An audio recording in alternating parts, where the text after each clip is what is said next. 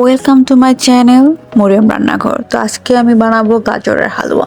তো এখানে আমি বেশ কয়েকটা ফ্রেশ গাজর নিয়ে নিয়েছি, এটা ছিলে সুন্দর করে গোল গোল করে কেটে নিব। সবগুলোই কেটে নেওয়ার পরে একটা কড়াইতে গাজর দিয়ে এখানে আমি প্রায় হাফ কেজির বেশি দুধ দিয়ে গাজরগুলো সেদ্ধ করে নিব। নিয়ে যখন গাজর দেখবো যে গাজরগুলো সেদ্ধ হয়ে গেছে, তখন আমি একটা ঘুটনির সাহায্যে এটা আমি একদম ঘুটে নিব। আপনারা চাইলে এটা ব্লেন্ড করেও নিতে পারেন, কিন্তু আমি ব্লেন্ড করিনি, আমি এটা ঘুটে নিয়েছি। ঘুটে নেওয়ার এক পর্যায়ে এখানে আমি যতটুকু মিষ্টি খাবো ঠিক এখানে আমি হাফ কাপের মতো মিষ্টি দিয়েছি, কারণ আমার হাজব্যান্ড মিষ্টি একদমই কম খায়। তারপর আমি 1 কাপের মতো এখানে গুঁড়া দুধ অ্যাড করে দিয়ে আবারও সুন্দর করে ঘুটে নিব। তো ঘুটে নেওয়ার পরে এটা আমি জাল করে একদম শুকিয়ে নিব।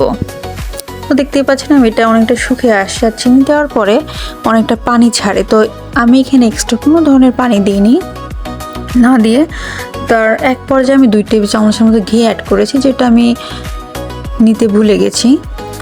দেখতেই পাচ্ছেন অনেক সুন্দর করে একটা একদম শুকিয়ে আসছে। তো আমার গাজরের হালুয়া একদম রেডি। তো এটা আমি একটা পাত্রে ঢেলে পরিবেশন করব। গাজরের হালুয়া খেতে খুবই মজা হয়েছে। তো ধন্যবাদ, আল্লাহ হাফেজ।